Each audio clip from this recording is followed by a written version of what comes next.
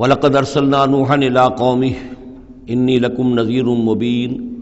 أَلَّا تَعْبُدُوا إِلَّا اللَّهَ إِنِّي أَخَافُ عَلَيْكُمْ عَذَابَ يَوْمٍ أَلِيمٍ صدق اللہ العظیم۔ سورہ ہود میں بھی اب جیسا کہ پہلے عرض کیا جا چکا ہے 6 رکوع جو ہیں انباء الرسل پر مشتمل ہیں۔ جیسا کہ اس سے پہلے کئی مرتبہ عرض کر چکا ہوں، یہ 6 رسولوں کے حالات ہیں جو قرآن مجید میں کئی بار آئے ہیں۔ سب سے پہلے حضرت نوح علیہ السلام، پھر حضرت ہود، پھر حضرت صالح، پھر حضرت لوط، پھر حضرت شعیب اور پھر حضرت موسیٰ علیہ السلام۔ تو یہ جو نقشہ آپ کے سامنے اس وقت موجود ہے، اس سے آپ کو اندازہ ہو جائے گا کہ یہ پورا یوں سمجھیے ارض القرآن ہے۔ یہ قرآن مجید میں جن رسولوں کے حالات آئے ہیں وہ سب کے سب جو ہیں وہ اس خطے کے اندر وہ مبعوث کیے گئے۔ یہ داہنی طرف جو ہے وہ جو خلیج فارس ہے، یہ خلیج فارس سیدھا اوپر اگر لکیر چلی جائے گی اور ادھر سے یہ جو بحر قلزم ہے، اس کے جو یہ اوپر جا کے 2 کھاڑیاں بن گئی ہیں، تو وہ جو ہے خلیج عقبہ آخر میں اوپر اس سے لکیر جائے گی۔ تو یہ دونوں لکیریں جہاں جا کر مل جائیں گی، وہ اس نقشے میں ابھی نظر نہیں آ رہا، ذرا نیچے کیجئے تو شاید نظر آ جائے گا۔ یہ جگہ ہے جہاں پہ وہ سرخ نشان بنا ہوا ہے، یہ علاقہ ہے جہاں کہ حضرت نوح علیہ السلام کی قوم آباد تھی، اور معلوم ہوتا ہے کہ اس وقت تک نسل انسانی صرف اسی علاقے میں تھی۔ یہیں پر عذاب آیا ہے، بہت بڑا جو طوفان آیا ہے، اور اسی سے ذرا اور اوپر چل کر شمال کی طرف پہاڑی علاقہ ہے کوہ ارارات، اور اسی میں کوہ جودی ہے۔ یہ علاقہ ہے وہ کہ جس کے اندر حضرت نوح علیہ السلام کی قوم آباد تھی۔ اس کے بعد جب وہ حضرت نوح علیہ السلام اور ان کے جو بھی بیٹے تھے وہ بچ کر جب آباد ہوئے ہیں، تو پھر ان کا ایک بیٹا جو ہے، ذرا اور نیچے بھی رکھیں، ان کا ایک بیٹا جو ہے حضرت سام، وہ عراق میں آ کر آباد ہو گئے۔ یہ جو سفید سا آپ کو نظر آ رہا ہے یہ عراق کا علاقہ ہے، یعنی اسی علاقے سے ذرا نیچے اترے اور عراق میں آباد ہو گئے۔ حضرت سام کی نسل میں پھر بہت سی قومیں پیدا ہوئی ہیں، تو انہی میں سے پھر ایک قوم ہے جو نیچے آئی ہے جزیرہ نما عرب کے بالکل جنوب میں، یہ جو علاقہ ہے یہاں پر یہ قوم یہ احقاف کا علاقہ کہلاتا ہے، اور یہاں پر قوم ہود، اس قوم کا نام عاد ہے۔ حضرت سام کی نسل ہی میں سے کوئی بہت بڑا سردار اٹھا جس کا نام عاد تھا، اور عاد کی سے پھر ایک نسل، ایک قوم شروع ہو گئی، وہ اس علاقے میں آباد تھی۔ اس کے ہاں جب شرک وغیرہ پیدا ہو گئے اور خرابیاں پیدا ہو گئیں تو اللہ تعالیٰ نے بہت سے نبی بھیجے، پھر آخر ایک رسول بھیجا، اور وہ حضرت ہود علیہ السلام ہے۔ ان کی دعوت کو رد کیا، یہ ہلاک کر دیے گئے۔ یہاں سے حضرت ہود اپنے ان ساتھیوں کو لے کر نکلے، اور عرب کے تقریباً وہ وسط میں وہ علاقہ ہجر کا علاقہ کہلاتا ہے، اس علاقے میں آ کر آباد ہو گئے۔ یہاں ان کے ہاں ایک بڑی شخصیت ابھری جس کا نام سمود تھا، تو اس سے یہ قوم سمود مشہور ہوئی ہے۔ انہوں نے میدانوں کے اندر محل بنائے، اور ساتھ ہی یہ ہے کہ جو پہاڑی علاقہ ہے بہت سخت گرینائٹ راکس ہیں، ان کو تراش کر ان کے اندر بھی مکان بنائے۔ یہ قوم سمود ہے۔ تو قوم نوح، قوم ہود، قوم سمود، یہ تینوں قومان جو ہیں حضرت ابراہیم علیہ السلام سے پہلے کی ہیں۔ اب پھر لوٹیے عراق کی طرف۔ عراق ہی میں جو قوم باقی رہی انہی میں حضرت ابراہیم علیہ السلام کی بعثت ہوئی ہے۔ لیکن حضرت ابراہیم علیہ السلام کے بارے میں یہ انداز جو انباء الرسل کا ہے وہ قرآن مجید میں کہیں نہیں ہے۔ یہاں پہ آپ دیکھیں گے سورہ ہود میں ان کا تذکرہ آئے گا، لیکن وہ قصص النبیین کے انداز میں تذکرہ آئے گا، انباء الرسل کے انداز میں نہیں آئے گا۔ حضرت ابراہیم یہاں سے، اور یہاں سے پھر انہوں نے ہجرت کی عراق سے، اور شام چلے گئے، پورا صحرا کراس کر کے شام میں جا کر، اور وہاں سے پھر انہوں نے اپنے بیٹے کو اسحاق کو آباد کیا، وہ جو سرخ نشان نظر آ رہا ہے آپ کو، یہ فلسطین کا علاقہ ہے۔ ایک بیٹے کو حضرت اسماعیل علیہ السلام کو یہاں مکے میں لا کر آباد کیا۔ اچھا، اس اپنے بھتیجے جو حضرت لوط علیہ السلام ان کے ساتھ ہی آئے تھے، ہجرت کی تھی انہوں نے، عراق سے اور شام پہنچے تھے، ان کو بھیجا ہے بحیرہ ڈیڈ سی جو ہے، بحیرہ مردار، اس کے کنارے پر یہ شہر آباد تھے، عمورہ اور صدوم، وہاں بھیجا ہے۔ تو انباء الرسل کے ضمن میں پھر قوم سمود کے بعد ذکر آئے گا تو وہ قوم لوط کا آئے گا۔ البتہ حضرت ابراہیم علیہ السلام ہی کی ایک تیسری بیوی قطورہ، ان کی اولاد میں سے مدین نام کے بھی ایک تھے، اور ان سے جو قوم چلی قوم مدین، وہ خلیج عقبہ کے داہنی طرف جو ہے مشرق میں، یہ یہاں آباد ہوئے۔ یہ علاقہ ہے ان کا جہاں پہ کہ حضرت شعیب علیہ السلام کو بھیجا گیا، اور خلیج کے قریب لے جائیے، خلیج کے قریب اس علاقے میں یہ مدین کا علاقہ ہے۔ اس میں حضرت شعیب علیہ السلام بھیجے گئے۔ اب یہ جو سینائی پیننسولا ہے، اس کو نقشے کو ذرا ہٹائیے داہنی طرف، ادھر لے جا، ادھر داہنی طرف ہٹائیں، تو ادھر جو ہے مصر ہے، وہ دریائے نیل نظر آ رہا ہے۔ یہاں سے یوں جو ہے حضرت یوسف علیہ السلام، چونکہ اب سورہ ہود کے بعد سورہ یوسف بھی آ جائے گی، تو حضرت یوسف علیہ السلام کو جب کہ ان کے بھائیوں نے کنویں میں پھینکا ہے اور وہ پھر قافلہ ان کو لے گیا ہے مصر، اور وہ پھر ذریعہ بن گئے پوری اس قوم کے مصر میں آنے کا، تو یہاں پھر حضرت موسیٰ علیہ السلام کی بعثت ہوئی ہے مصر میں۔ تو کل یہ علاقہ ہے کہ جن میں وہ انبیاء اور رسل جو ہیں مبعوث ہوئے ہیں کہ جن کا ذکر اکثر و بیشتر قرآن میں آتا ہے۔ لیکن جیسا کہ میں نے عرض کیا تھا، اس کا یہ مطلب نہیں ہے کہ صرف یہی رسول اور نبی آئے ہیں، دنیا میں اور بھی بہت سے نبی اور رسول آئے، لیکن قرآن میں تذکرہ انہی کا کیا گیا ہے کہ جن کا تذکرہ ان لوگوں کی اپنی روایات میں موجود تھا، جن کے ناموں سے یہ واقف تھے، لہذا انہی کے حوالے سے قرآن تو کتاب ہدایت ہے۔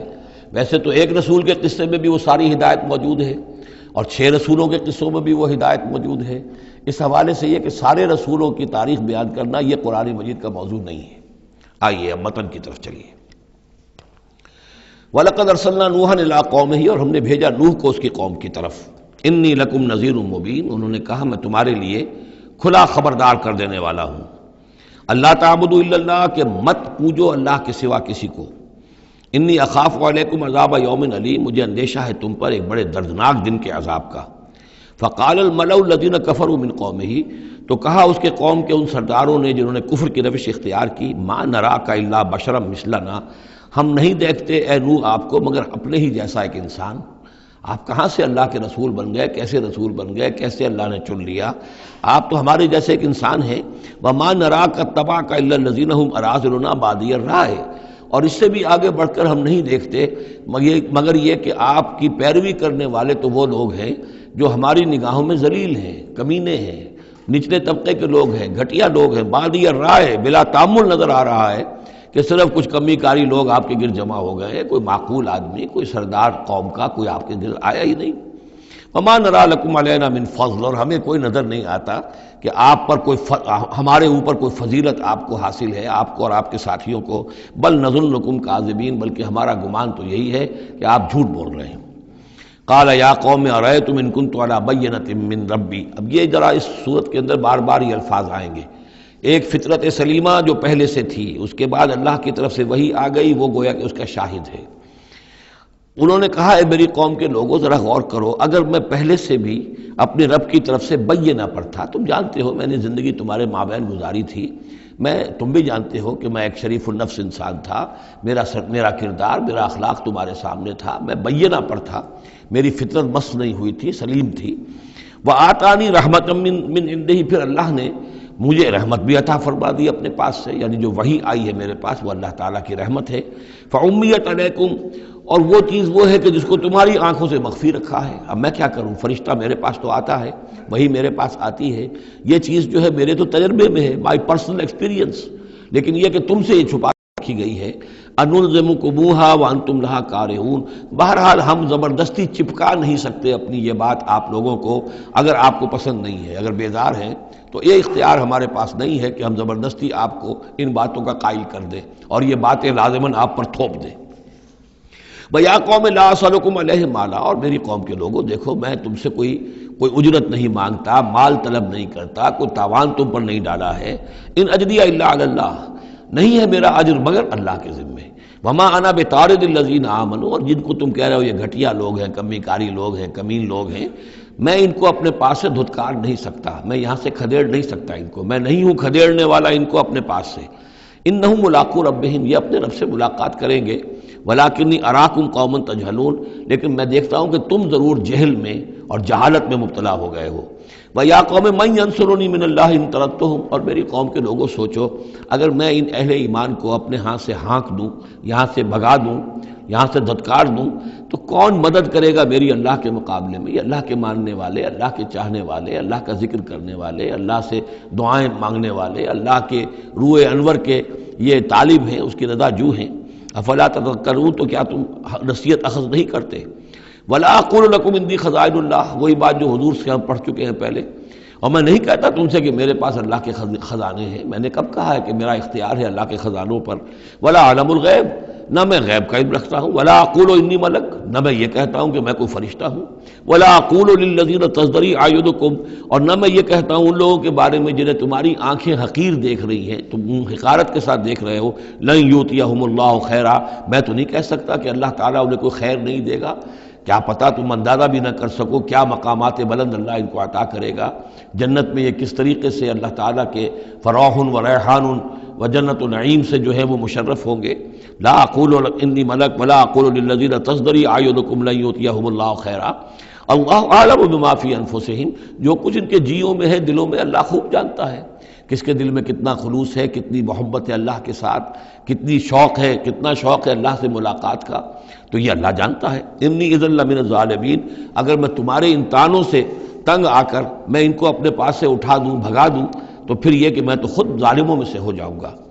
قالوا یا نوح، انہوں نے کہا اے نوح قد جادلتنا، تم نے ہم سے خوب جھگڑا کیا،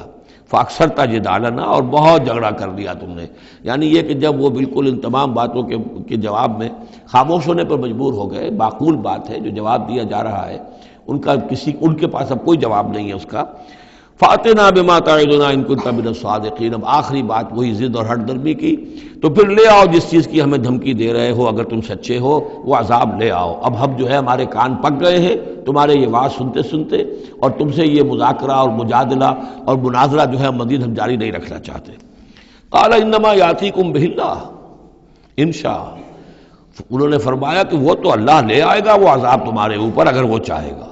انما یاتیکم بہ اللہ، وہ لائے گا تمہارے اوپر اللہ انشاء اگر وہ چاہے گا، وما انتم بمعجزین، اور پھر تم اس کو تھکا نہیں سکو گے بھاگ کر، یعنی تم اسے ہرا نہیں سکو گے، تم اس سے بچ کر بھاگ نہیں سکو گے۔ ولا ينفعکم نصحی ان اردت ان انصح لکم، اور میری نصیحت، میرا خلوص، میری خیر خواہی تمہارے حق میں کچھ مفید نہیں ہو سکتی، خواہ میں کتنا ہی تمہارا ناصح ہوں، کتنا ہی تمہارے ساتھ مخلص ہوں، نصیحت کر رہا ہوں، خیر خواہ ہوں، ان کان اللہ یرید ان یغویکم، اگر اللہ ہی فیصلہ کر چکا ہو کہ وہ تمہاری گمراہی کے اوپر اس کی مہر ثبت ہو چکی ہو، اگر اللہ تعالیٰ فیصلہ کر چکا ہے تو میری یہ سارا اخلاص اور خلوص اور دعوت اور نصیحت اور خیر خواہی اس کا کوئی نتیجہ نہیں نکلے گا۔ ہو ربکم، وہ تمہارا رب ہے، وإلیہ ترجعون، اور اسی کی طرف تم لوٹا دیے جاؤ گے۔ ام یقولون افتراہ، کیا یہ کہتے ہیں کہ یہ اے محمد صلی اللہ علیہ وسلم آپ نے اس کو گھڑ لیا ہے؟ قل ان افتریتہ فعلی اجرامی، اب یہاں درمیان میں حضرت نوح علیہ السلام کی بات چل رہی ہے اور آگے بھی چلے گی، لیکن درمیان میں ایک جملہ معترضہ ہے۔ یہ ساری باتیں ہیں نبی جو آپ کو ہم وحی کے ذریعے سے بتا رہے ہیں، یہ ساری جو گفت و شنید ہوئی تھی حضرت نوح علیہ السلام کے اور ان کی قوم کے درمیان، آپ کو کیسے معلوم ہوئی؟ آپ نے گھڑ لی ہے؟ آپ کو کوئی فکشن ہے، کوئی سٹوری ہے، کیا ہے؟ نہیں، یہ تو اللہ تعالیٰ کی طرف سے ہے۔ قل ان افتریتہ، کہہ دیجئے اگر میں نے یہ گھڑی ہوئی ہوں یہ چیزیں، فعلی اجرامی، تو پھر یہ میرا جرم ہوگا، اس کا وبال مجھ پر آئے گا، وانا بریء مما تجرمون، ورنہ پھر یہ ہے کہ جو جرم تم کر رہے ہو، جھٹلا رہے ہو، تو میں اس سے بری ہوں۔ وأوحی الی نوح، اور وحی کر دیا گیا نوح کی جانب، انہ لن یؤمن من قومک الا من قد آمن، اب کوئی اور شخص ایمان نہیں لائے گا تمہاری قوم میں سے سوائے ان کے جو ایمان لا چکے ہیں۔ فلا تبتئس بما كانوا يفعلون، سو اب جو کچھ وہ کر رہے ہیں آپ اس پر افسوس نہ کریں اور غمگین نہ ہوں۔ واصنع الفلک بأعیننا ووحینا، اور اب آپ کشتی تیار کیجئے، کشتی بنائیے ہماری نگاہوں کے سامنے، یعنی ہم دیکھ رہے ہیں اور ہمارے انسٹرکشنز کے مطابق، ووحینا معلوم ہوتا کہ اللہ تعالیٰ کی طرف سے ہر یعنی سٹیپ پر ان کو وحی آ رہی ہے، اور کہ اس طرح کرو، اتنی لمبی بناؤ، ایسی لکڑیاں تیار کرو، بِأَعْيُنِنَا وَوَحْيِنَا، ہماری نگاہوں کے سامنے اور ہماری ہی انسٹرکشنز کے مطابق، وحی کے مطابق۔ وَلَا تُخَاطِبْنِي فِي الَّذِينَ ظَلَمُوا، اب دیکھنا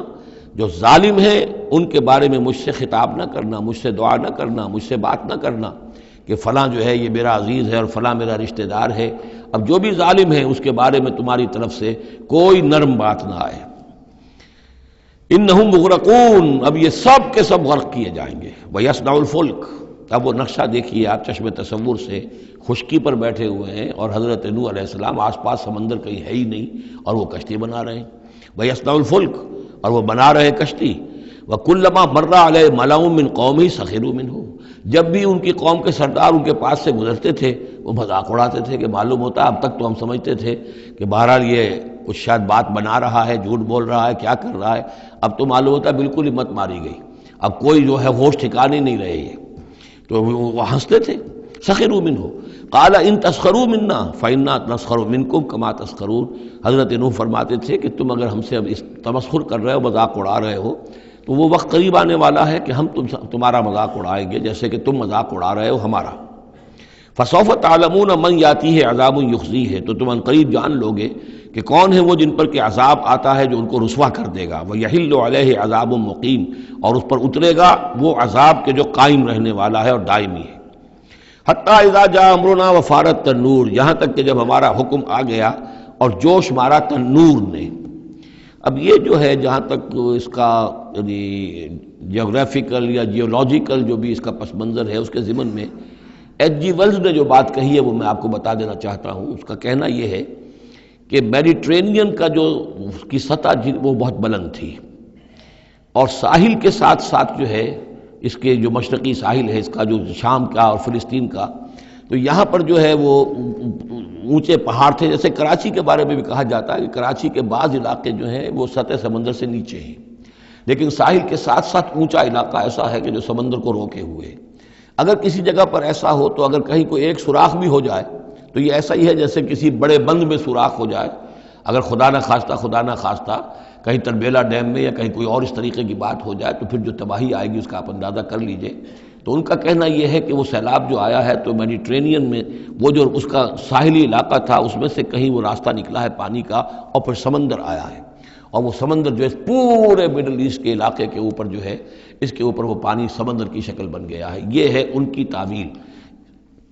اس لیے کہ تاریخی طور پر اور طبقات الارض کا جو علم ہے وہ بتاتا ہے کہ اس پورے علاقے میں ایک بہت بڑے وسیع پیمانے پر فلڈ کے آثار موجود ہیں. وہ آثار جو ہیں وہ ایسے ہیں کہ اس پورے علاقے کے اندر وہ فلڈ آیا تھا، اور اس کی یہ توجیہ ہے جو وہ لوگ کرتے ہیں. بہرحال اس میں تین چیزیں ہوئی ہیں. ایک تو یہ کہ کسی ایک جگہ سے کوئی تنور ہو سکتا ہے کہ کوئی سوراخ جو ہے، جیسے کہ آپ کو معلوم ہے بڑے بڑے جو بند ہیں ان میں بعض اوقات صرف جو چوہوں کے بل ہوتے ہیں ان کی وجہ سے سوراخ ہو جاتے ہیں. نہروں کے کناروں میں جو بند ٹوٹتا ہے نہر کا، تو کہیں کوئی چوہوں نے کوئی سوراخ کیا ہوتا ہے، اس میں سے پانی بہنا شروع ہوا اور نہر ٹوٹ گئی. اسی طریقے سے ہو سکتا ہے کہ کسی تنور کے اندر سے پہلی مرتبہ پانی نکلا ہو. پھر یہ کہ زمین کے بھی اللہ تعالیٰ نے جو ہے وہ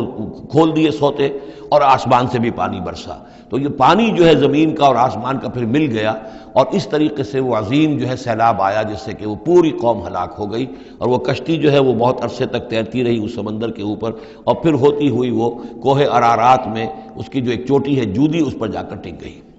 واللہ عالم. ابھی اس پر مزید ضرورت ہے اصل میں کام کرنے کی. ویسے یہ خبریں بھی ہیں کہ بعض اوقات کوئی کشتی نما چیز دیکھی گئی ہے. یہ علاقہ جو ہے اصل میں کہ جو جہاں پہ ترکی کی سرحد ملتی ہے روس کے ساتھ، ادھر وہ آذربائیجان وغیرہ کا علاقہ ہے، ادھر پھر یہ ترکی ہے، اوپر روس کا علاقہ جو ہے، تو اس میں ادھر سے راستہ جو ہے بہت دشوار گزار ہے، چڑھ نہیں سکتے. روس کی طرف سے راستہ ہے، اس کی چوٹیوں پر بعض پائلٹس نے کہیں دیکھا ہے اور خبر دی ہے کہ کوئی بہت بڑی کشتی قسم کی شے جو ہے وہ کسی چوٹی کے اوپر رکھی ہوئی ہے.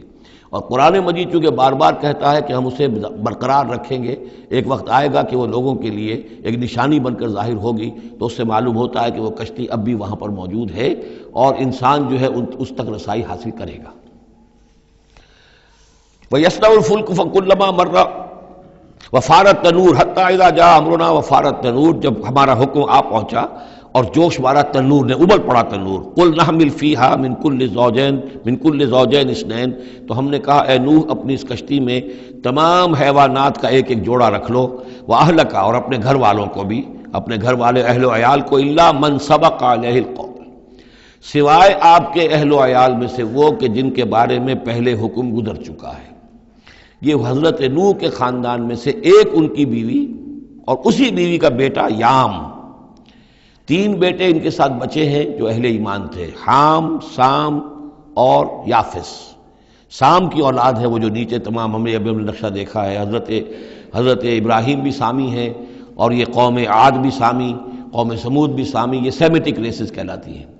لیکن یہ کہ حضرت حام کی اولاد، اب وہ اس تفصیل میں نہیں جا سکتا، اور حضرت یافس کی اولاد یہ اور دوسرے علاقوں میں جا کر آباد ہو گئے. یہ جو نیچے کی طرف اترے ہیں یہ حضرت سام کی نسل ہے. چوتھا بیٹا ان کا تھا یام، یا اس کا ایک خطاب اور بھی تھا کنعان، اور اس کی جو ماں تھی تو یہ مشرک تھے اور یہ اہل ایمان کے ساتھ شریک نہیں تھے، لہذا یہ کشتی میں شامل نہیں ہوئے.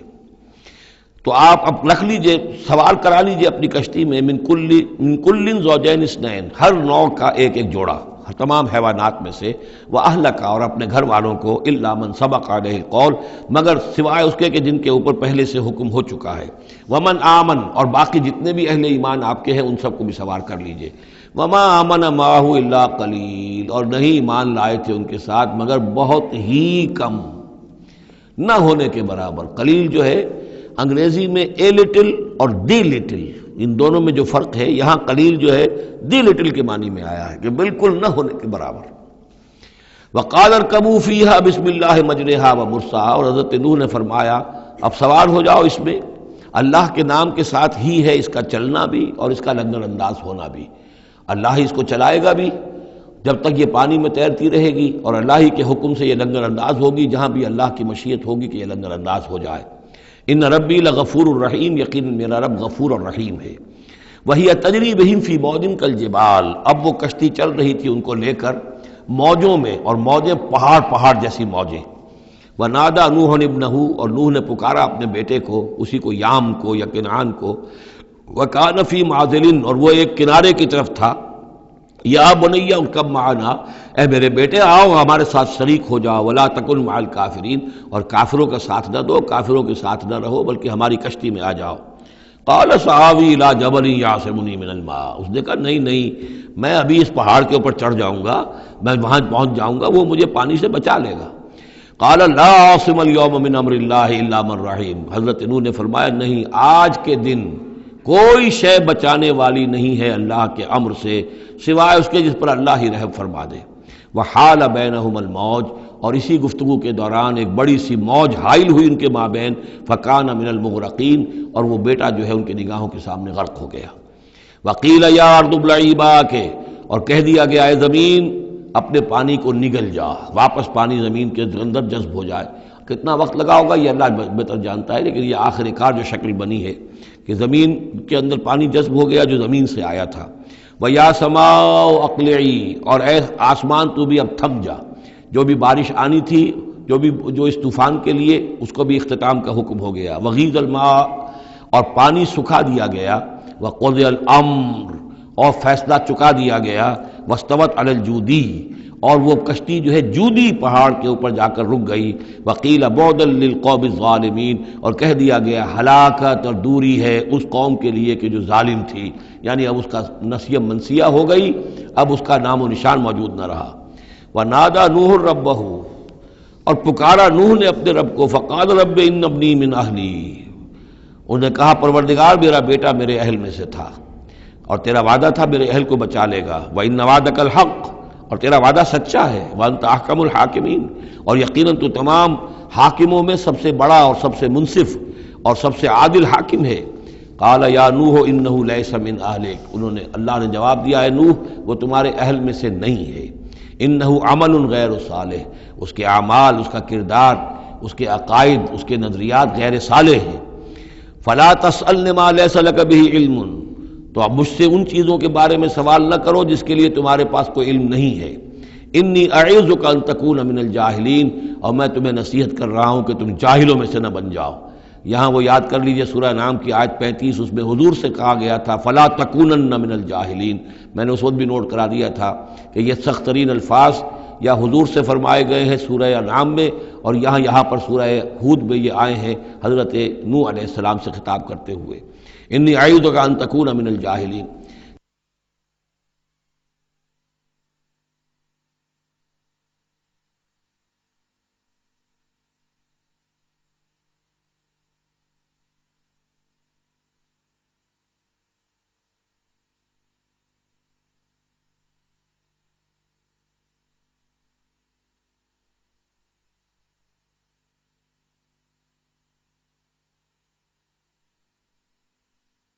سنت اس کو تسلیم نہیں کرتے، اس کی وجہ یہ ہے کہ جو قاعدہ دیا گیا ہے سورہ نور میں وہ یہ ہے کہ اللہ تعالیٰ صالح لوگوں کے لیے بیویاں بھی دیکھ دیتا ہے، اور جو خبیثات للخبیثین والخبیثون للخبیثات والطیبات للطیبین والطیبین للطیبات، تو یہ چیزیں جو ہے اس کے چونکہ خلاف جاتا ہے، اس لیے یہ کہ صرف مشرک ہونے کی حد تک کہ یہ مشرک تھے باپ ماں بیٹا، اس لیے جو کٹے رہے تو اسی پر اہل سنت کا اجماع ہے۔ قال رب انی اعوذ بک ان اسألک ما لیس لی بہ علم،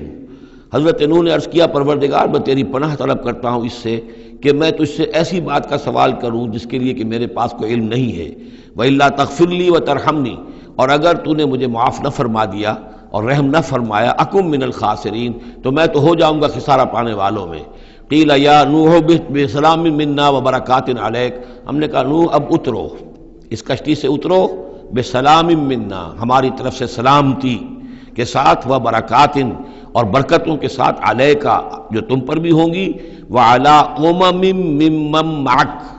اور ان امتوں پر بھی ہماری یہ برکات ہوں گی کہ جو ان لوگوں کے ساتھ، جو ان کی نسل سے وجود میں آئیں گی جو تمہارے ساتھ ہیں۔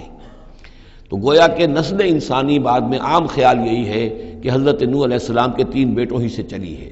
باقی اگر کچھ لوگ تھے بھی ان کے ساتھ تو وہ ایسے تھے کہ جن کی کوئی نسل آگے نہیں چلی ہے، بلکہ یہ دنیا کی جو نسلیں اس وقت دنیا میں ہیں نوع انسانی، وہ یہ حضرت یافس، حضرت حام اور حضرت سام کی نسل ہی سے ہیں۔ یہ خیال ہے، واللہ عالم، یقین کے ساتھ نہیں کہا جا سکتا، ویسے میرا اپنا رجحان بھی اسی طرف ہے۔ حضرت یافس کی اولاد جو ہے وہ یہ جو پہاڑی علاقہ ہے، جیسا کہ ابھی آپ نے نقشے میں دیکھا تھا، اس سے اوپر جو ہے یہ سینٹرل ایشیا کے پہاڑ ہیں، اس پہاڑ کو کراس کیا انہوں نے، اور وہ جو پھر میدانی علاقہ ہے روس کا، اور اس کی طرف سے ہوتے ہوتے وہ سیرائے گوبی سے ہوتے ہوئے چین کا، تو حضرت یافس کی اولاد ادھر پھیل گئی ہے، یورپ سے لے کر اور چائنا تک، یہ سب یافس کی نسل ہے۔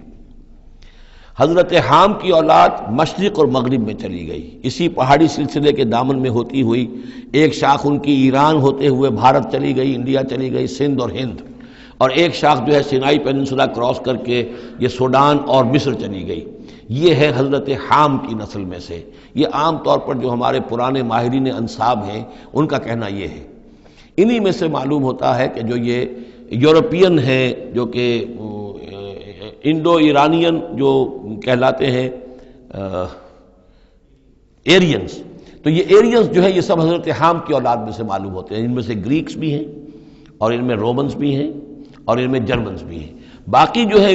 نسلیں جو ہیں یہ اینگلو سیکسنز، یہ ہیں حضرت یافسی کے نسل سے، جو اوپر سے جا کر اور یہ اسکینڈینیوین کنٹریز سے ہو کر پھر نیچے اترے ہیں یورپ کی طرف۔ تو یہ جو ناردرنرز کہلاتے ہیں، دی نارڈک ریسز، شمالی اقوام جو ہے، اینگلو سیکسنز ان میں سے ہیں، لیکن جو مشرقی یورپ کی یہ اقوام ہیں، یہ اصل میں یہ بھی آریائی نسل جو ہے حضرت حام کی نسل میں سے، واللہ عالم۔ تو یہاں وہ الفاظ آ گئے تھے،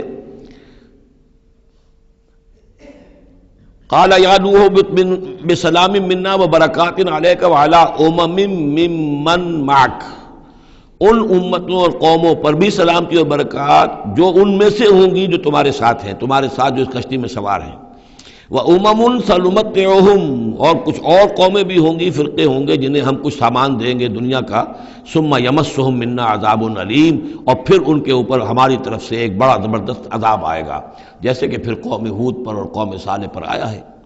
تِلْكَ مِنْ أَنْبَاءِ الْغَيْبِ نُوحِيهَا إِلَيْكَ، یہ غیب کی خبروں میں سے ہے جو وحی کر رہے ہیں ہم آپ کی جانب، اے محمد صلی اللہ علیہ وسلم۔ وَمَا كُنْتَ تَعْلَمُهَا أَنْتَ وَلَا قَوْمُكَ، اور نہیں جانتے تھے آپ ان کو، نہ آپ نہ آپ کی قوم ان سے واقف تھی، من قبل هذا، اس سے پہلے، فاصبر، تو اے نبی صبر کیجئے، ان العاقبۃ للمتقین، یقیناً آخری انجام جو ہے وہ بھلا ہوگا اہل تقوی ہی کا۔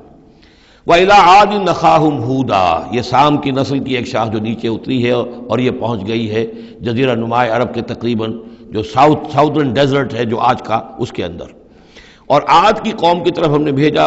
اخاہم ہودا، ان کے بھائی ہود کو، قال یا قوم اعبدوا اللہ ما لکم من الہ غیرہ ان انتم الا مفترون، انہوں نے کہا میری قوم کے لوگوں تمہارا کوئی الہ اللہ کے سوا نہیں ہے، اور یہ باقی تم نے نام گھڑ لیے ہیں، کوئی اور معبود نہیں ہے، کسی کی حقیقت نہیں ہے۔ یا قوم لا اسألکم علیہ اجرا، اور میری قوم کے لوگوں میں تم سے کوئی اجر کا طالب نہیں ہوں، ان اجری الا علی الذی فطرنی، نہیں ہے میرا اجر مگر اسی کے ذمے جس نے مجھے پیدا فرمایا، افلا تعقلون، تو کیا تم عقل سے کام نہیں لیتے؟ وَيَا قَوْمِ اسْتَغْفِرُوا رَبَّكُمْ، اور میری قوم کے لوگوں اللہ سے استغفار کرو، اپنے گناہوں کی معافی چاہو، توبہ کرو، اس شرک کو اور بت پرستی کو چھوڑو، ثم توبوا الیہ، پھر اس کی جناب میں رجوع کرو، یرسل السماء علیکم مدرارا، وہ آسمان سے تم پر چھاجوں پانی برسائے گا، ویزدکم قوۃ الی قوتکم، اور تمہاری جو قوت اس نے عطا کی ہوئی ہے اس میں اور قوت کا اضافہ فرمائے گا، ولا تتولوا مجرمین، لیکن یہ کہ روگردانی نہ کرو مجرموں کی طرح اور مجرم بن کر۔ قالوا یا ہود ما جئتنا ببینہ، انہوں نے کہا کہ اے ہود دیکھو تم کوئی ہمارے پاس سند لے کر نہیں آئے، کوئی معجزہ لے کر نہیں آئے، وما نحن بتارکی آلہتنا عن قولک، اور ہم نہیں ہیں اپنے معبودوں کو چھوڑنے والے صرف تمہارے کہنے سے، وما نحن لک بمؤمنین، اور ہم نہیں ہیں تمہاری بات ماننے والے، ان نقول الا اعتراک بعض آلہتنا بسوء، ہم تو یہی کہتے ہیں، اس کے سوا اور کچھ نہیں ہمارا خیال، کہ ہمارے بعض معبودوں کی جو تم نے کوئی گستاخی کی ہے، ان کی نفی کی ہے، تو ان کی طرف سے تمہیں کوئی تکلیف پہنچ گئی ہے، یعنی تمہارا دماغی توازن ٹھیک نہیں رہا ہے، کوئی آسیب تمہیں ہو گیا ہے، تم پر پھٹکار پڑی ہے ہمارے بعض معبودوں کی۔ قال انی اشہد اللہ واشہدوا، حضرت ہود نے فرمایا دیکھو میں اللہ کو گواہ کر کے کہہ رہا ہوں اور تم بھی گواہ رہو، انی بریء مما تشرکون، کہ جن کو تم شریک ٹھہرا رہے ہو میں ان سے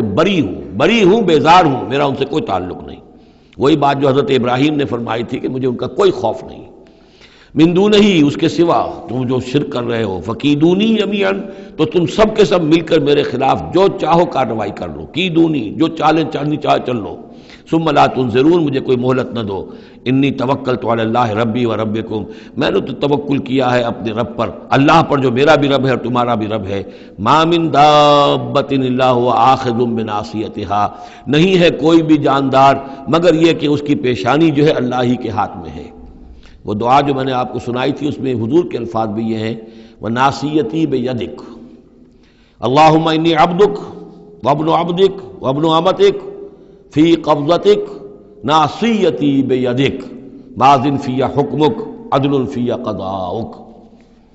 ہوا آخذ بناصیتها، ہر جاندار کی پیشانی اللہ کے ہاتھ میں، یعنی اس کی قسمت، اس کی تقدیر، اسے کیا ملنا ہے، اس کے ساتھ کیا ہونا، یہ سب اللہ کے ہاتھ میں ہے۔ ان ربی علی صراط مستقیم، یقیناً میرا رب تو سیدھی راہ پر ملے گا، سیدھی توحید کی راہ پر جاؤ گے تو رب کے قریب پہنچو گے۔ میرا رب جو ہے وہ عدل و انصاف کے راستے سے اور صراط مستقیم ہی سے اس تک رسائی حاصل ہو سکتی ہے۔ فَإِن تَوَلَّوْا فَقَدْ أَبْلَغْتُكُم مَّا أُرْسِلْتُ بِهِ إِلَيْكُمْ، پھر اگر تم پیٹھ موڑ لو، منہ پھیرو، انکار کرو، تو میں نے پہنچا دیا ہے تمہیں وہ پیغام جو مجھے دے کر بھیجا گیا تھا، مَا أُرْسِلْتُ بِهِ إِلَيْكُمْ۔ وَيَسْتَخْلِفُ رَبِّي قَوْمًا غَيْرَكُمْ، پھر میرا رب جو ہے تمہیں تباہ کرے گا، ختم کرے گا اور تمہاری جگہ کسی اور قوم کو لے آئے گا۔ وَلَا تَضُرُّونَهُ شَيْئًا، اور تم اس کا کچھ بگاڑ نہیں سکو گے۔ إِنَّ رَبِّي عَلَىٰ كُلِّ شَيْءٍ حَفِيظٌ، یقیناً میرا رب جو ہے ہر چیز کا نگہبان ہے۔ وَلَمَّا جَاءَ أَمْرُنَا، جب ہمارا حکم آ گیا، عذاب کا فیصلہ، نجینا ہودًا والذین آمنوا معہ، ہم نے نجات دے دی، بچا لیا ہود کو اور ان کو جو اس کے ساتھ ایمان لائے تھے، برحمت منا، اپنی رحمت سے، ونجیناہم من عذاب غلیظ، اور ہم نے انہیں بچا لیا ایک بہت ہی گاڑھے اور بھاری عذاب سے۔ وتلک عاد جحدوا بآیات ربہم، یہ تھے عاد، یہ تھی قوم، بڑی زبردست قوم، انہوں نے انکار کیا اپنے رب کی آیات کا، وعصوا رسلہ، اور انہوں نے نافرمانی کی اپنے رسولوں کی۔ یہ رسولوں سے مراد کیا ہے؟ اصل میں انبیاء تو آتے رہتے ہیں، آخر میں پھر رسول آتا ہے، چھوٹے چھوٹے، جس طریقے سے کہ اللہ تعالیٰ کی طرف سے سمجھانے کے لیے ان کے معلمین کی حیثیت سے، تو وہاں پہ ان کو بھی رسول کہہ دیا گیا۔ جیسا کہ میں نے کہا تھا قرآن مجید میں یہ الفاظ ایک دوسرے کی جگہ آ جاتے ہیں۔ وَاتَّبَعُوا أَمْرَ كُلِّ جَبَّارٍ عَنِيدٍ، انہوں نے رسولوں کی تو نافرمانی کی اور پیروی کی ان کے حکم کی جو سرکش تھے اور مخالف تھے۔ وَأُتْبِعُوا فِي هَذِهِ الدُّنْيَا لَعْنَةً، اور ان کے پیچھے لگا دی گئی اس دنیا میں بھی لعنت، وَيَوْمَ الْقِيَامَةِ، اور قیامت کے دن کے لیے بھی۔ أَلَا إِنَّ عَادًا كَفَرُوا رَبَّهُمْ، آگاہ ہو جاؤ قوم عاد نے اپنے رب کا کفر کیا تھا۔ أَلَا بُعْدًا لِعَادٍ قوم ہود، سن لو پھٹکار ہے عاد پر جو قوم ہود تھی، جس کی طرف حضرت ہود علیہ السلام کو بھیجا گیا۔ وَإِلَىٰ ثَمُودَ أَخَاهُمْ صَالِحًا، اب ان میں سے جو لوگ بچے تھے وہ پھر آگے وسطی علاقے کی طرف گئے ہیں اور وہاں ہجر کے علاقے میں جا کے آباد ہوئے، وہاں سمود نام کی ایک بڑی قوم ابھری، اور ان کے اندر بھی جب پھر وہی خرابیاں آ گئیں، وہی شیطان نے ان کو پٹی پڑھائی، وہی بت پرستی شروع ہو گئی، وہی ان کے معبود ہو گئے، تراش لیے انہوں نے۔ تو الی ثمود اخاہم صالحا،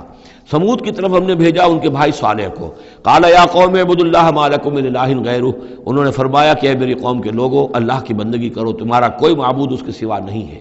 ہوا انشاکم من الارض، اس نے تمہیں زمین سے اٹھایا ہے، ابھارا ہے، بنایا ہے زمین سے. واستعمرکم فیہا، اور اس میں تم کو آباد کیا ہے. فاستغفروہ، تو اس سے استغفار کرو، اس سے اپنے گناہ بخشواؤ. ثم توبوا الیہ، اور پھر اس کی جانب میں رجوع کرو. ان ربی قریب مجیب، یقین میرا رب قریب ہے اور دعا کا قبول کرنے والا ہے.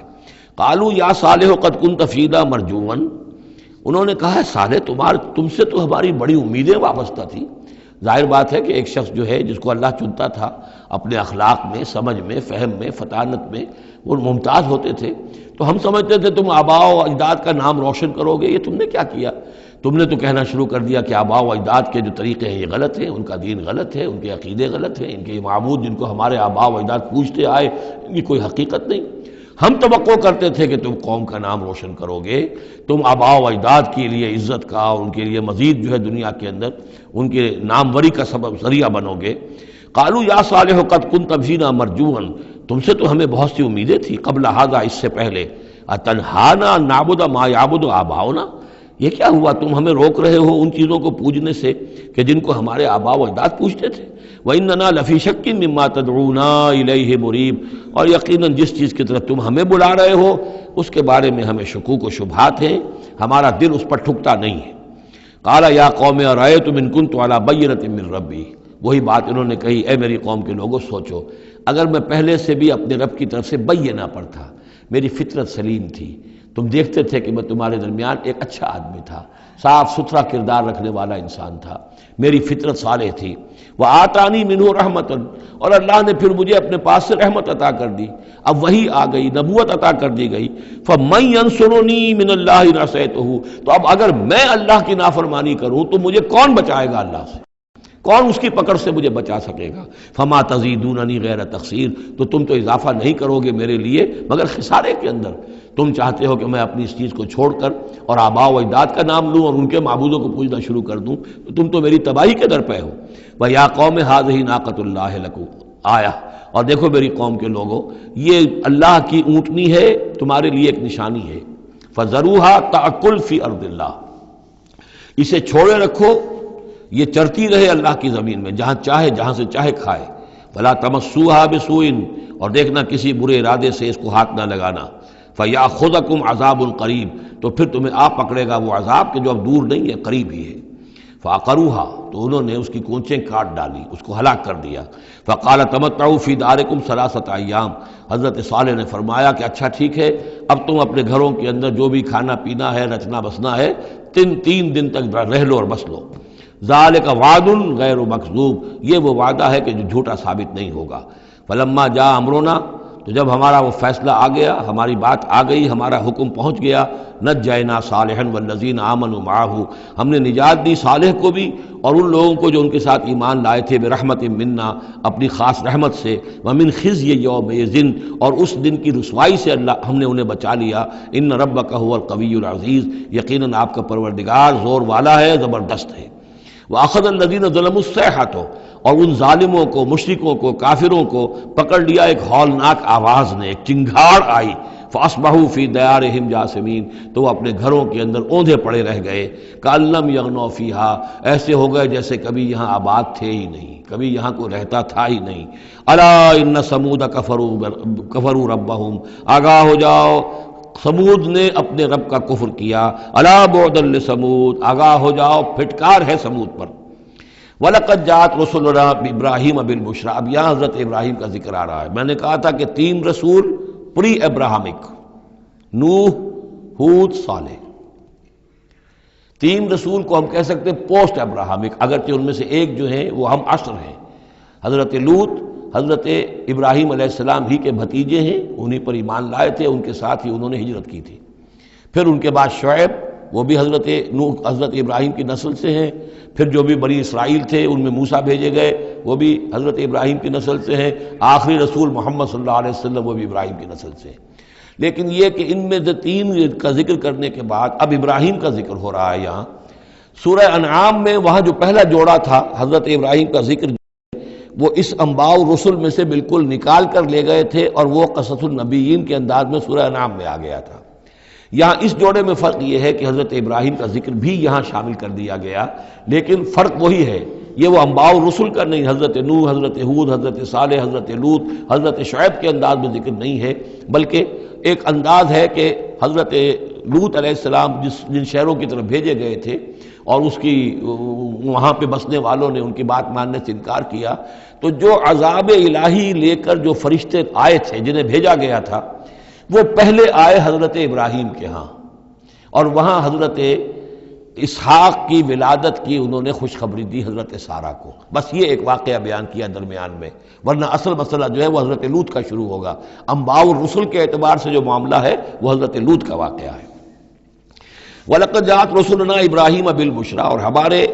فرشتادے، ہمارے ایلچی فرشتے ہمارے بھیجے ہوئے آئے ابراہیم کے پاس بشارت دینے کے لیے۔ قالوا سلاما، انہوں نے آ کر کہا سلام۔ قال سلام، حضرت ابراہیم نے بھی سلام کا جواب سلام سے دیا۔ فما لبث ان جاء بعجل حنیذ، تو پھر ذرا بھی دیر نہ کی، فوراً گئے اور ایک تلا ہوا بچڑا ان کی ضیافت کے لیے لا کر سامنے رکھ دیا۔ فلما رأى أيديهم لا تصل إليه، تو جب انہوں نے دیکھا کہ ان کا تو ہاتھ آگے بڑھ ہی نہیں رہا، اس بچڑے کا گوشت کھانے کے لیے آمادہ ہی نہیں ہے، نکرہم، تو اب وہ کچھ کھٹکے دل میں کہ یہ ہیں کون۔ اس زمانے میں رواج یہ ہوتا تھا کہ دشمن جب آتے تھے کسی کو قتل کرنے کے لیے تو اس کا نمک نہیں چکھتے تھے، نمک خوار ہو جائیں گے تو پھر کیسے قتل کریں گے۔ تو ایک تو اندیشہ یہ ہوا کہ یہ کسی برے ارادے سے آئے ہیں جو میری یہ ضیافت قبول نہیں کر رہے۔ نکرہم واوجس منہم خیفہ، اور ان کے دل میں، حضرت ابراہیم کے دل میں ان کی طرف سے ایک خوف پیدا ہو گیا۔ قالوا لا تخف، انہوں نے کہا نہیں آپ ڈریے نہیں، انا ارسلنا الی قوم لوط، اصل میں تو اللہ کے ہم فرشتے ہیں، بھیجے گئے ہیں قوم لوط کی طرف، اب وہ آخری فیصلہ اس کا جو ہے وہ ہمیں چکانا ہے۔ وامرأتہ قائمۃ فضحکت، ادھر کہیں حضرت سارہ بھی پیچھے کہیں کھڑی ہوئی ہوں گی پردے کے پیچھے، وہ اس پر ہنس پڑی۔ مطلب یہ کہ حضرت ابراہیم کی جو حالت انہوں نے دیکھی کہ میرا شوہر خوفزدہ ہو گیا تھا، تو اس کے اوپر کچھ ان کا معاملہ ہوا، فضحکت، وہ ہنسی۔ فبشرناہا باسحاق، تو ہم نے انہیں بشارت دی اسحاق کی، یعنی فرشتوں نے ان کو بشارت دی اسحاق کی۔ حضرت اسماعیل کی ولادت ہو چکی ہے، لیکن حضرت اسماعیل کو تو حضرت ابراہیم جا کر چھوڑ آئے ہیں اور وہ تو مکے میں آباد ہے۔ حضرت سارہ کی اولاد ہوئی نہیں تھی، اصل جو خاندانی بیوی تھی ان کی وہ تو حضرت سارہ تھی۔ حضرت ہاجرہ جو ہیں وہ تو بادشاہ مصر نے ان کی خدمت میں ان کو پیش کیا تھا، اسی لیے ان کو لونڈی بھی کہہ دیتے ہیں، یہ حالانکہ وہ شہزادی تھی، وہ بادشاہ کے ہاں شاہی خاندان کی خاتون تھی ہاجرہ سلام علیہا، لیکن یہ کہ یہ یہودی کہتے ہیں کہ وہ تو لونڈی تھی، کنیز تھی۔ تو چونکہ اولاد نہیں ہوئی تھی حضرت سارہ کے ہاں، تو حضرت سارہ ہی نے کہہ کر پھر حضرت ابراہیم سے کہا تھا کہ آپ تعلق قائم کریں ہاجرہ سے، شاید اللہ تعالیٰ آپ کو ہاجرہ سے اولاد دے دے۔ لیکن جب وہ اولاد ہو گئی حضرت اسماعیل، تو پھر وہ جو عورت کی ایک فطرت ہے اور مزاج ہے، تو ان کے لیے کھلنے لگی یہ بات کہ مجھے اللہ نے اولاد نہیں دی۔ اب ظاہر بات ہے کہ حضرت ابراہیم کی توجہ زیادہ ہو گئی ہوگی حضرت ہاجرہ کی طرف، اپنے بیٹے کی طرف، تو پھر وہ ذریعہ بن گیا کہ انہوں نے کہا کہ انہیں چھوڑ کر آؤ، اور اللہ کے حکم سے حضرت ابراہیم نے حضرت ہاجرہ کو اور حضرت اسماعیل کو وہاں بیت اللہ کے پاس، یا بیت اللہ جہاں بعد میں تعمیر ہونا تھا اس کی صرف بنیادیں اس وقت تھیں لیکن کوئی نشان اور نہیں تھا، وہاں چھوڑ دیا۔ اب یہاں جو ہے اولاد ہو رہی ہے، ان کی بشارت دی جا رہی ہے، تو حضرت اسحاق چھوٹے ہیں حضرت اسماعیل سے۔ فضحکت فبشرناہا باسحاق ومن وراء اسحاق یعقوب، اور یہ بھی کہا کہ پھر اسحاق کے بعد اسحاق کے ہاں ایک بیٹا ہوگا یعقوب، وہ بہت ہی ہمارے ہاں اس کا درجہ بہت بلند ہوگا، یعنی بیٹے کی بشارت پھر پوتے کی بشارت۔ قالت یا ویلتا آلد وانا عجوز وہذا بالی شیخا، انہوں نے کہا ہائے میری خرابی، کیا اب میں جنوں گی جبکہ میں ہو چکی ہوں نہایت بوڑھی، اور میرا یہ شیخ جو ہے، میرا یہ جو شوہر ہے یہ بھی شیخ ہے، یہ بھی ضعیف ہے، بوڑھا ہو چکا ہے۔ ان ھذا لشیء عجیب، یہ تو بڑی عجیب بات جو آپ بتا رہے ہیں، یہ خوشخبری مجھے دے رہے ہیں اس بڑھاپے کی عمر میں کہ میرے ہاں بیٹا ہوگا۔ قالوا اتعجبین من امر اللہ، ان فرشتوں نے کہا کہ کیا آپ تعجب کرتی ہیں اللہ کے معاملے میں؟ اللہ کا فیصلہ ہے، اللہ جیسے چاہے پیدا کرے، ہم اللہ کی طرف سے خوشخبری دے رہے ہیں، اپنی طرف سے نہیں دے رہے۔ رحمت اللہ وبرکاتہ علیکم اہل البیت، اے نبی کے گھر والوں تم پر اللہ کی رحمت ہو، اس کی برکتیں ہوں۔ اب یہاں اہل البیت کو سمجھ لیجئے کس کے لیے ہے؟ حضرت سارہ کے لیے ہے۔ اہل بیت رسول ازواج مطہرات ہیں، ان کی ایکسٹینشن ہے جو حضور نے کہا ہے اللہم ہؤلاء اہل بیتی، اے اللہ یہ بھی میرے اہل بیت ہیں۔ حضرت فاطمہ، حضرت علی، حضرت حسن، حضرت حسین، وہ بھی اہل بیت میں یہ ایکسٹینشن ہے۔ اہل بیت اصلاً نبی کی بیوی، یہاں پر کس کے لیے آ رہا؟ حضرت سارہ کے لیے۔ گھر والے، ہم کہتے بھی ہیں گھر والے، گھر والے کون ہوتے ہیں؟ گھر والی تو بیوی ہوتی ہے۔ قالوا اتعجبین من امر اللہ رحمۃ اللہ وبرکاتہ علیکم اہل البیت انہ حمید مجید، یقیناً اللہ حمید ہے اور مجید ہے، بہت بزرگ ہے، بڑائیوں والا ہے، اور اپنی ذات میں ستودہ صفات ہے۔ فلما ذهب عن ابراہیم الروع، جب ابراہیم کا خوف جاتا رہا، وجاءت البشریٰ، اور یہ بشارت پہنچ گئی، ان کے لیے خوشی کی بات تھی کہ اب سارہ کے ہاں بھی اللہ تعالیٰ بیٹا عطا کرے گا۔ یجادلنا فی قوم لوط، اب اس نے جھگڑنا شروع کر دیا ہم سے قوم لوط کے بارے میں۔ یہ مجادلہ جو ہے یہ تورات میں بڑی تفصیل سے آیا ہے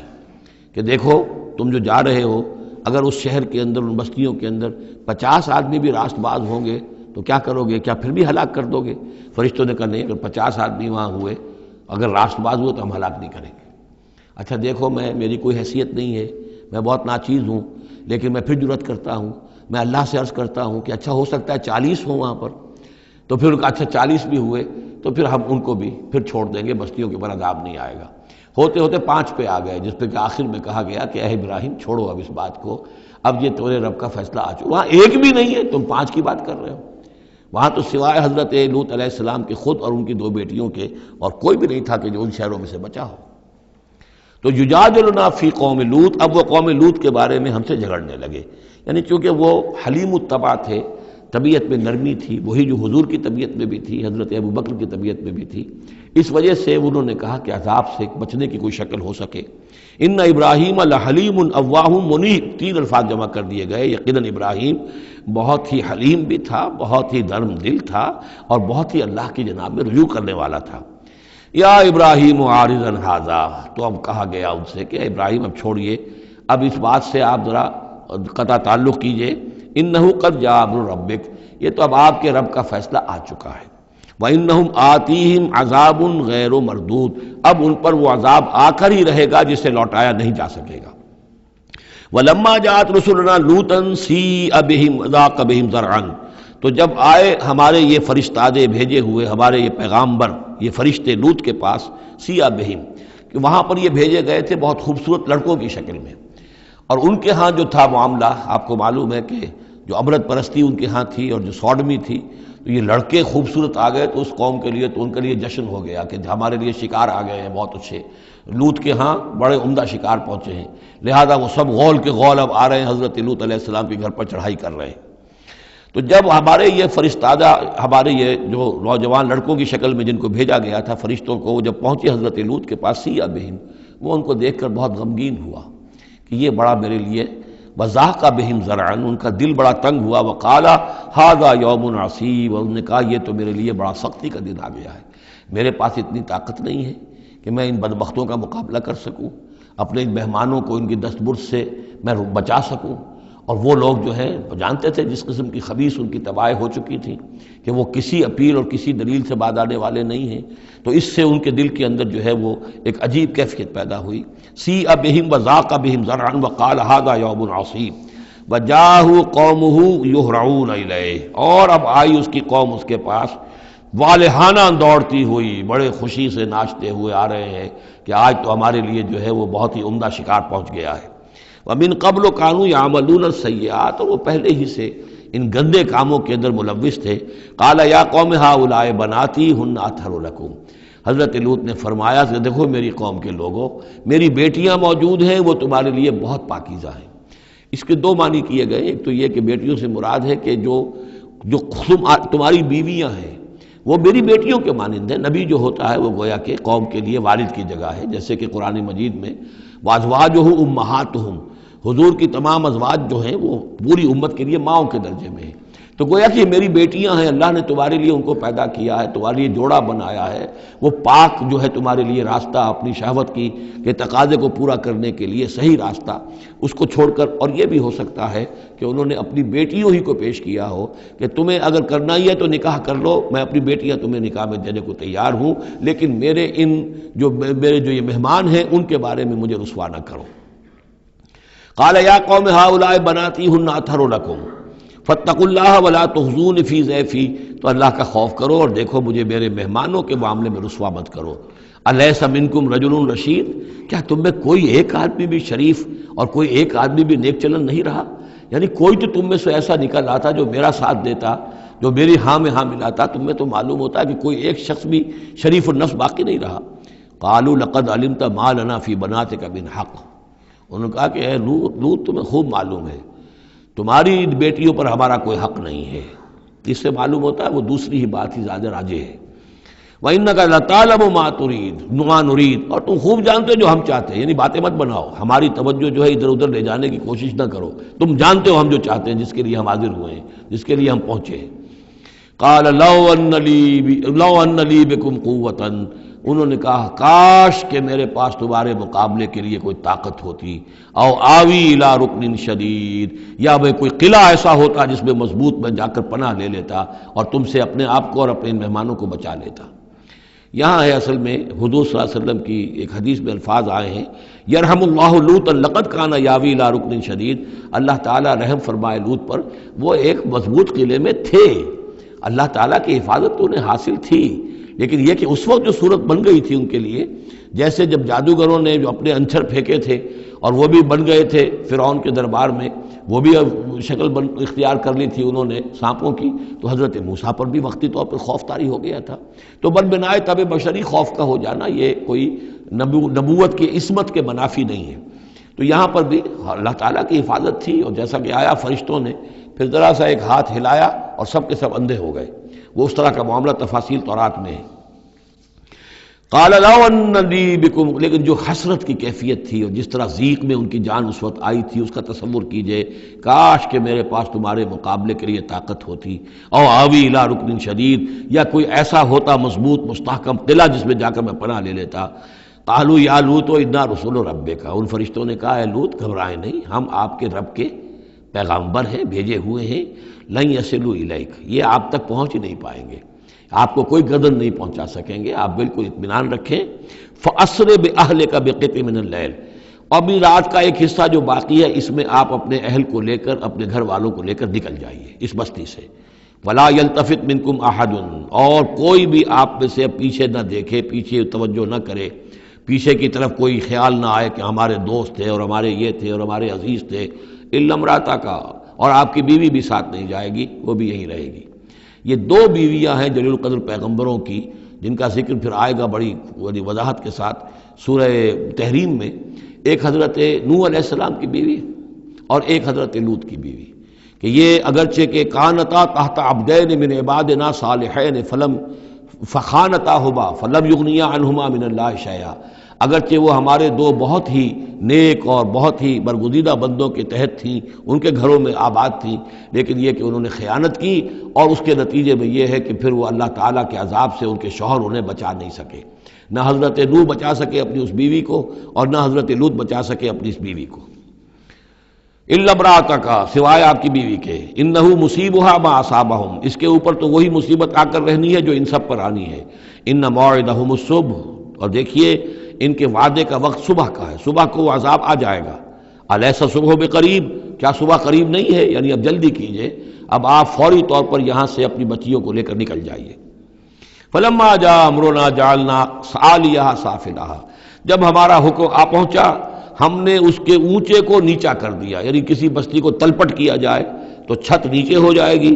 اور جو بنیادیں اوپر آ جائیں گی، عالیہا سافلہا، الٹ کر رکھ دیا بستیوں کو، وامطرنا علیہا حجارۃ من سجیل، اور مزید ان کے اوپر ہم نے بارش برسائی کنکروں کی، پتھروں کی،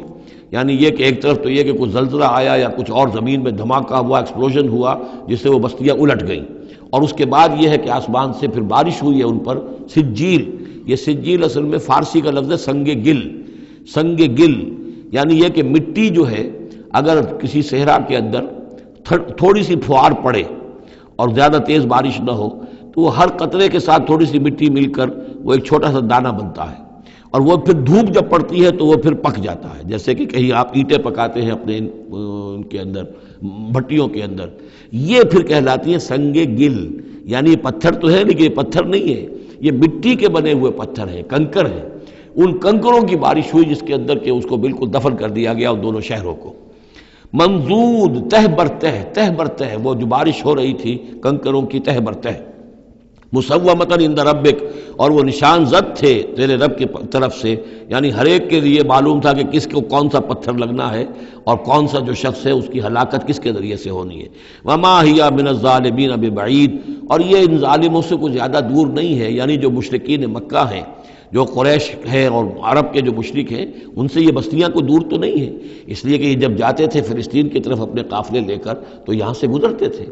قوم سمود کا مسکن بھی ان کے راستے میں آتے تھے، قوم مدین کا علاقہ بھی ان کے راستے میں آتا تھا، پھر یہ عمورہ اور صدوم کی بستیوں کے جو ہے یہ بھی کچھ ان کے جو آثار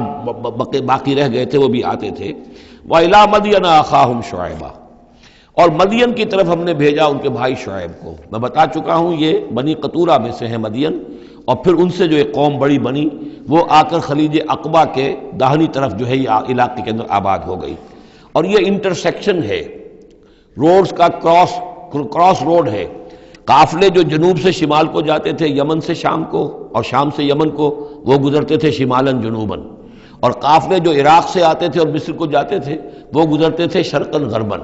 اس طریقے سے یہ جو ہے انٹرسیکشن تھا ان قافلوں کا، تو یہاں بڑی خوشحالی ہوئی، کاروبار چمکے ان کے، لیکن اس قوم کے اندر پھر وہ خرابیاں آئیں جو ہم پڑھ چکے ہیں سورہ اعراف میں، کم تولنا، کم ناپنا، رہزنی کرنا، جھوٹ بولنا، دھوکہ دینا، یعنی شرک کے علاوہ۔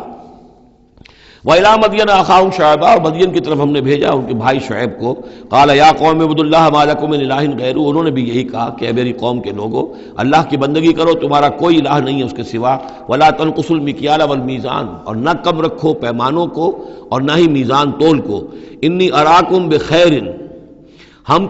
میں تمہیں دیکھ رہا ہوں کہ آسودہ حال ہو، اللہ نے تمہیں آسودہ حال کیا ہے۔ انی اخاف علیکم عذاب یوم محیط، لیکن اگر تم اپنی ان غلط بدعمالیوں سے باز نہ آئے تو مجھے اندیشہ ہے کہ تم پر ایک ایسے دن کا عذاب آ جائے گا جو تمہیں گھیر لے گا۔ وَيَا قَوْمِ أَوْفُوا الْمِكْيَالَ وَالْمِيزَانَ بِالْقِسْطِ، اور میری قوم کے لوگوں پیمانہ اور تول جو ہے عدل اور انصاف کے ساتھ پورا دیا کرو۔ وَلَا تَبْخَسُوا النَّاسَ أَشْيَاءَهُمْ، اور مت کم کیا کرو، گھٹایا کرو لوگوں کے لیے ان کے سامان۔ وَلَا تَعْثَوْا فِي الْأَرْضِ مُفْسِدِينَ، اور نہ ہی زمین میں فساد بچاتے پھرو۔ بقیت اللہ خیر لکم، جو بھی اللہ کی طرف سے بچت ہو جائے، صحیح تولو، صحیح ناپو، پھر جو بچ جائے تو گویا کہ وہ اللہ تعالیٰ کی طرف سے تمہیں ایک نفع ہے جو اللہ نے دیا ہے، تو جو بھی صحیح تجارت کرتے ہوئے بچت ہو جائے، نفع ہو جائے، وہ بقیت اللہ ہے۔ بقیت اللہ خیر لکم ان کنتم مؤمنین، اگر تم مومن ہو، اگر مانتے ہو میری بات کو، ماننے والے ہو تو وہ تمہارے لیے بہتر ہے۔ وما انا علیکم بحفیظ، لیکن میں تمہارے اوپر کوئی نگران اور نگہبان نہیں ہوں، میں ٹھیکیدار نہیں ہوں، میرا کوئی زور تم پر نہیں چل رہا، میں تمہیں سمجھا رہا ہوں اور نیکی کی تلقین کر رہا ہوں۔ قالوا یا شعیب وصلاتک تأمرک ان نترک ما یعبد آباؤنا، انہوں نے کہا اے شعیب کیا تمہاری نماز تمہیں اس بات کا حکم دیتی ہے کہ ہم چھوڑ دیں ان کو کہ جن کو پوجتے تھے ہمارے آباء و اجداد۔ اگرچہ حضرت شعیب کی گفتگو میں تذکرہ نہیں ہے، لیکن یہ کہ وہ کامن مرض جو ہے، مشترک مرض، بیماری، وہ تو موجود تھا، یعنی وہ شرک۔ او ان نفعل فی اموالنا ما نشاء، یا یہ تمہاری نماز جو ہے تمہیں روکتی ہے، حکم دیتی ہے اس بات کا کہ ہم اپنے مال میں جو چاہے نہ کر سکیں۔ ہمارا مال ہے، یہ جو آج بھی دنیا میں تصور ہے، سیکریڈ رائٹ آف اونرشپ، میرا مال ہے میں جو چاہوں کروں، اسی سے پھر وہ ساری خرابیاں پیدا ہوتی ہیں۔ مال آپ کا ہے، اللہ کی امانت ہے، آپ کے پاس ہے، مالک اللہ ہے، لیکن اس میں اللہ کے حکم کے مطابق تصرف کرنا ہے۔ یہاں کوئی سیکریڈ رائٹ آف اونرشپ نہیں ہے۔ یو آر ٹرسٹیز، یہ امانت چند روزہ نزد ماست، در حقیقت مالک ہر شے خداست۔ یہ تو چند دن کی ایک امانت ہے تو ہمارے پاس جو ہے، ورنہ حقیقت میں تو مالک حقیقی ہر شے کا اللہ ہے۔ تو جب انسان مالک اپنے آپ کو سمجھتا ہے فی اموالنا، تو پھر ما نشاء، جو ہم چاہیں گے کریں گے۔